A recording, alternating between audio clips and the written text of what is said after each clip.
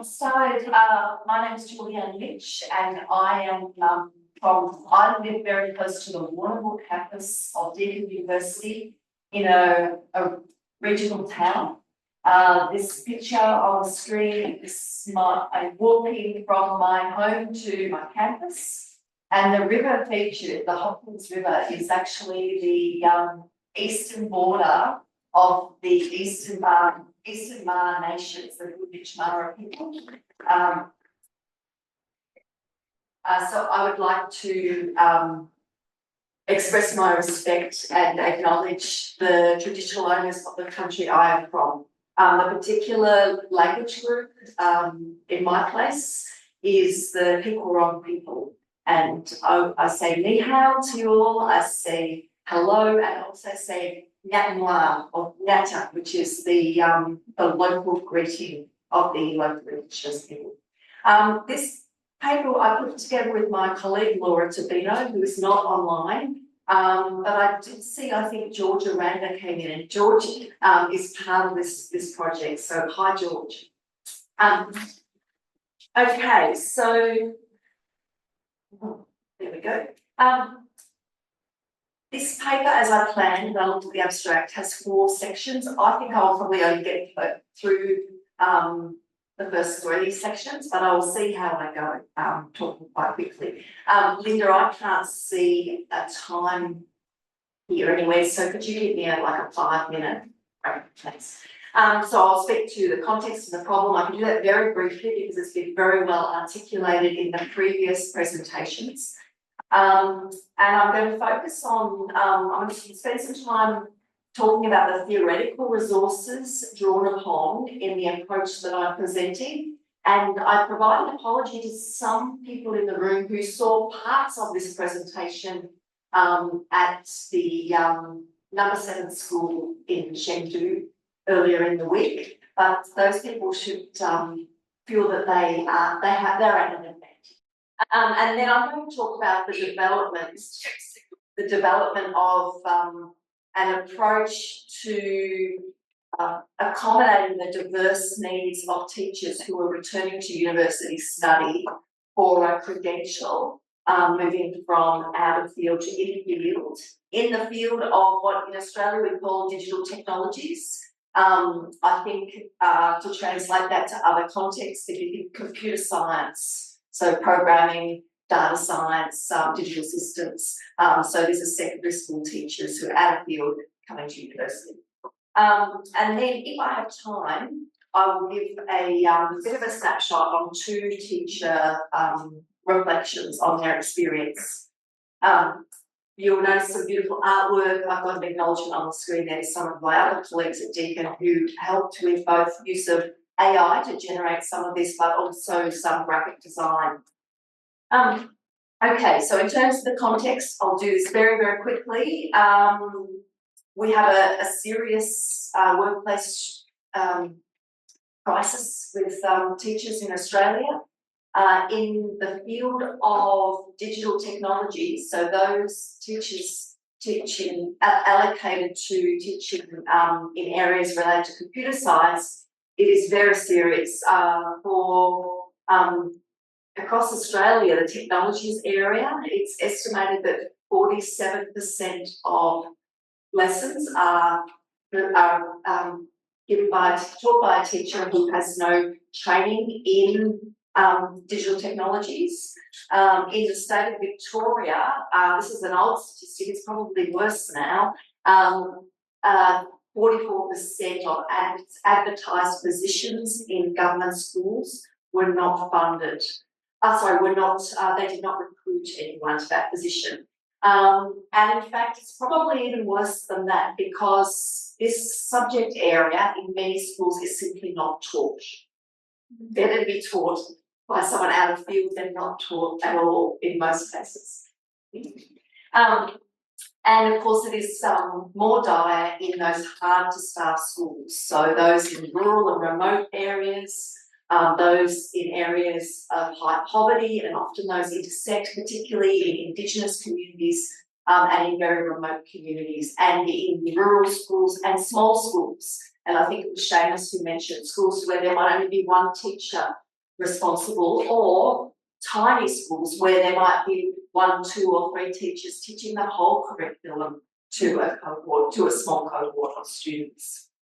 And I don't think I need to say much about these other factors that these teachers often will experience low confidence. They might be self-taught. They might have an outside of school informal interest in the area, particularly in things like programming. That's an interest that often develops out of their professional setting.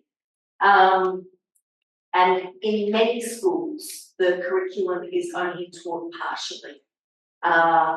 And there are many online platforms available, so schools become dependent on those online platforms, and they usually only address a small aspect of the curriculum, often to do with coding, and often don't really address the fundamental concepts and skills associated with programming and with data and information and security and privacy, which of course are every day more and more important skills that everyone and every child should have access to and knowledge about. Another source of confusion with this particular subject area, so it speaks to specificity, is that people who are out of field or people who are not involved in the teaching but might be involved in allocating teachers to this area might have a misunderstanding, because there is a difference between general digital literacies and digital technologies content, disciplinary content. At the early years, they overlap closely, but the further you go up the years into secondary school, the more disparate those general capabilities and the specialist knowledge become. Okay, so moving on.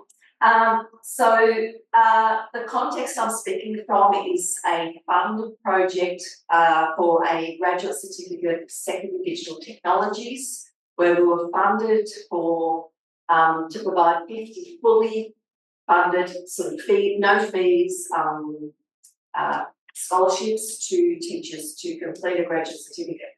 And it's very interesting listening to the earlier presentation by Lewis and Darius. And this is something I've been reflecting on a lot, is that a graduate certificate is really possibly, it's not really fit for purpose because of the requirements of, and it'll be similar in other nations, I expect, of the Australian qualifications framework for the level of work and the amount of hours needed to accredit that sort of course, particularly in a context where teachers have no time.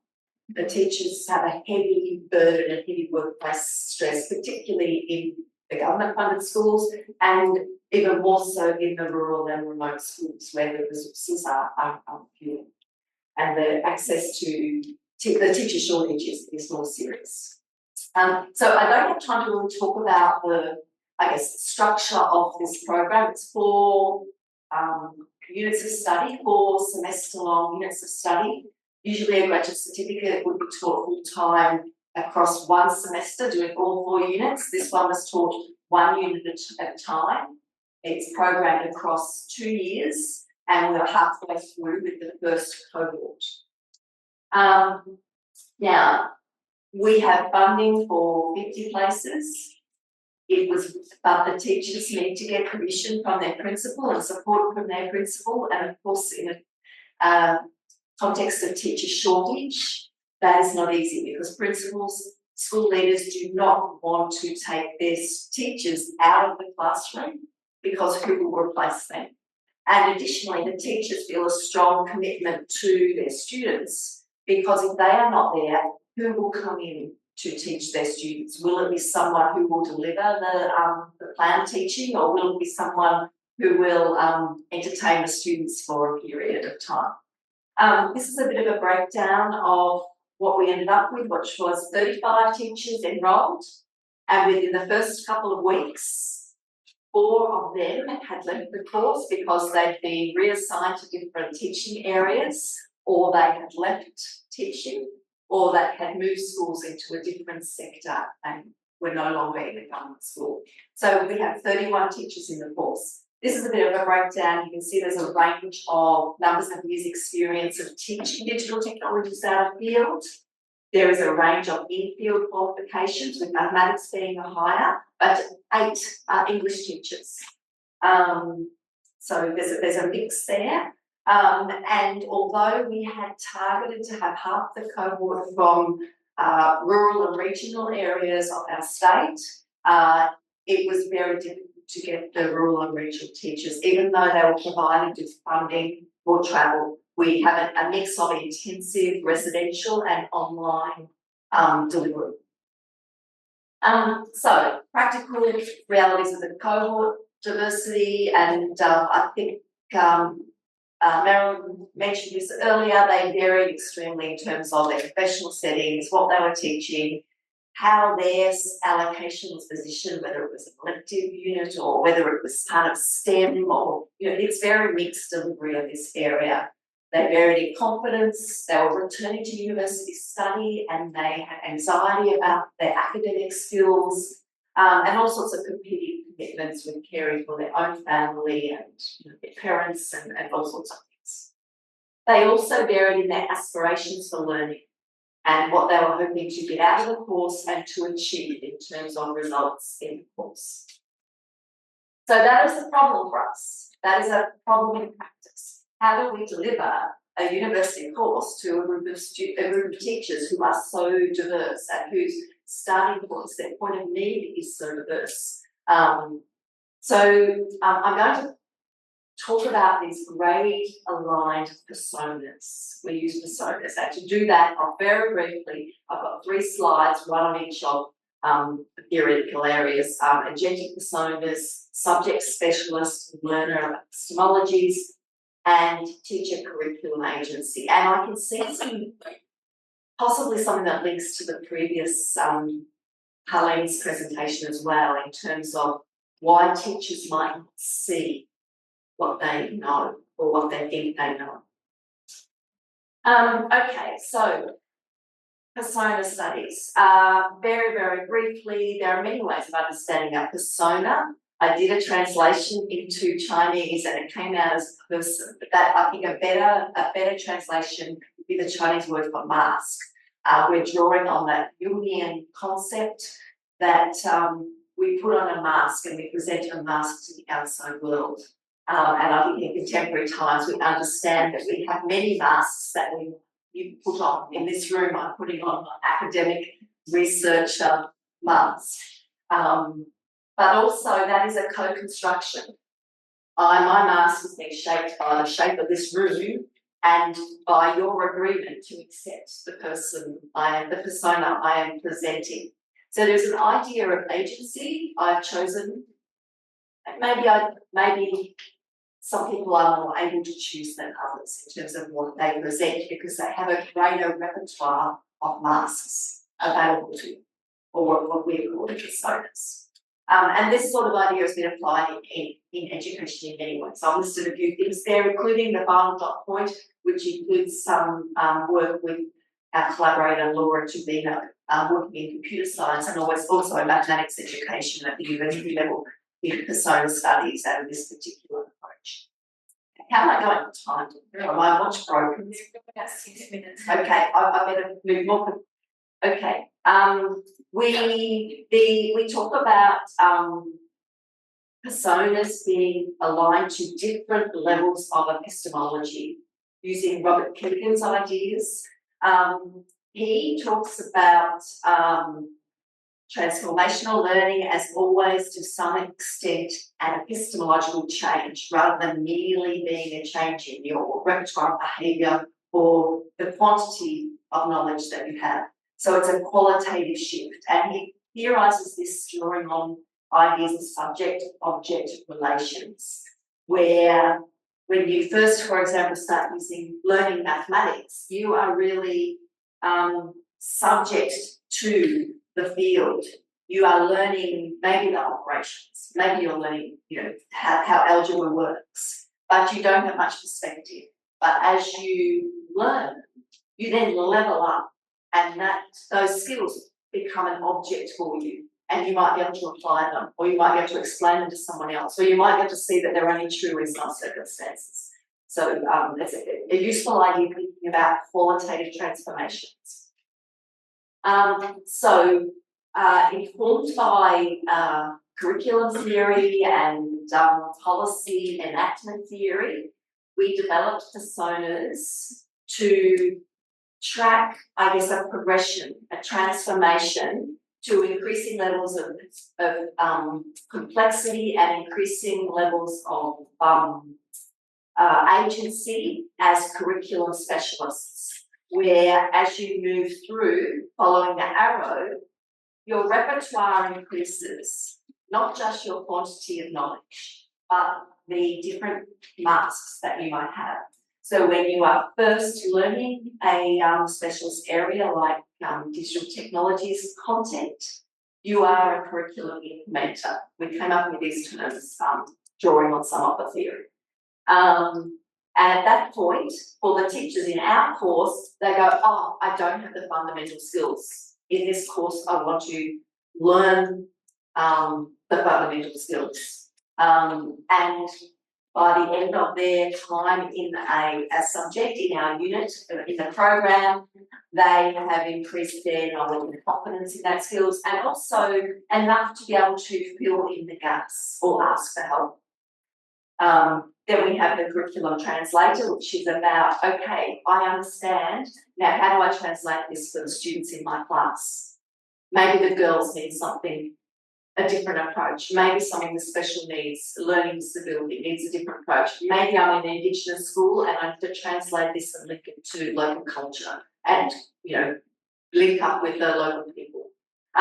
Then we have curriculum innovator, which is, okay, I'm ready to work with other teachers at the school level, maybe across curriculum areas, maybe offering PD to my peers. And then we have the curriculum leader, which is about giving back to the profession, looking forward in the discipline, new developments, for example, and maybe contributing to a subject association or blogging online. Okay, I'm in my last few minutes, aren't I? So we use these to develop grade aligned personas so that the teachers can choose at what point, at what sort of engagement they're going to have in the course. This allows them to have an affirmative, positive representation of their achievement, even if they only have a pass. So the pass is represented in very positive terms and articulates the minimum standards of the learning outcomes for the course and for the units.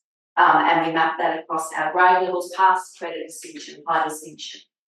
I'm not going to speak to this, but we unfolded to speak to the Australian teacher professional standards, so it would make sense to the teacher's career progression. So those three coloured rows are the areas, the dimensions within our teachers' professional standard framework.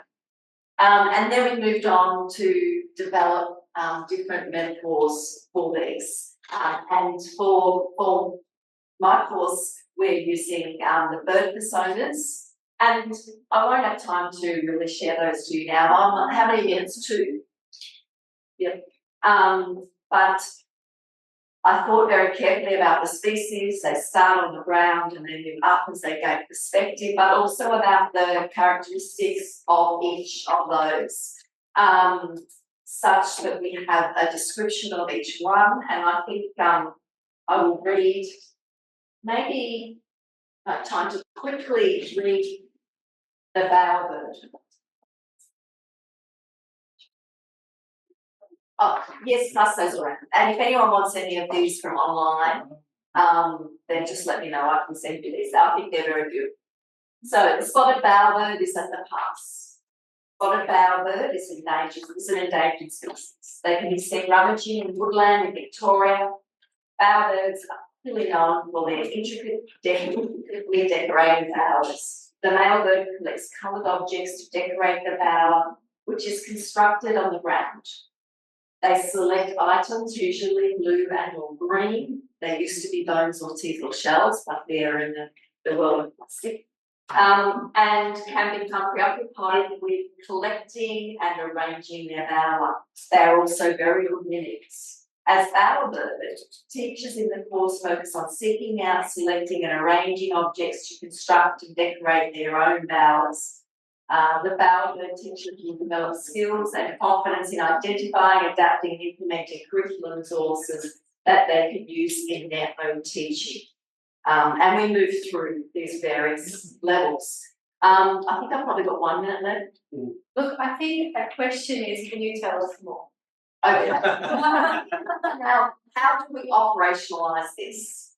But the approach is very innovative. It's used widely in the School of IT at Deakin, and another course of the first, another unit, and this course are the first in the School of Education to implement what we call On Track. It uses an online platform which is open source, goes as by the name of Formative, and so I think Doubtfire. If you want to know more, just contact me. And we use an online system that allows them to choose. Maybe I start off very confident as a wedge-tailed eagle, but I can change my target grade at any point. If I fall behind or I realise I was just big-headed, I can, at the flick of a button, change to be a New Holland honey eater. And we do that because we design learning tasks that match the personas. So what you can see on the screen is that the past tasks are highly scaffolded, a larger number of smaller tasks that support the development of those fundamental skills. And also introductions to pedagogy. So in this particular curriculum area, we'll design pedagogies, place-based pedagogies, and different inquiry-based pedagogies. And then at the credit task, we have separate ones. So it means functionally, I mean, you could do this offline, but online, the teacher goes, oh, I can't do a high distinction because my child is sick, or it's just too hard, I'm too far behind. They've changed down to parts and those high grade tasks disappear. Or the other way around, I come in, I'm not very confident. I know nothing. I'm doing a pass. That's what, but maybe I build confidence. Or maybe my principal goes, oh, that's really good. We're going to give you some time. And in which case, at the flick of the switch, I get to see the credit tasks. So the credit tasks build on those earlier tasks, they combine them. So if you're working towards a high distinction, these other tasks will help scaffold you towards a high distinction high distinction task, which will require you to demonstrate the persona that you are giving back to the profession. Maybe you're teaching someone in another school or you're preparing a presentation for the course, which means the different birds have different pathways. If you look at the eagle, can I show you? The eagle does pass task 1, 2, 3, 4, 5, and then quick diversion to pick up credit task 1, distinction task 1, HD task, and then back onto the pass track. Because they are different pathways, they also have different timelines, which are negotiated. They can adjust these timelines on the online platform. So if you're doing a pass, you have more time to complete those tasks. If you're doing an HD, I don't have a full set of those. If you're doing an HD, then you need to get started really quickly on those past tasks, but chances are you already have the knowledge anyway because you've been teaching it for a while and that's why you're so aspirational. So you get them finished quite quickly. So different timelines. I'm not going to talk about the On Track platform.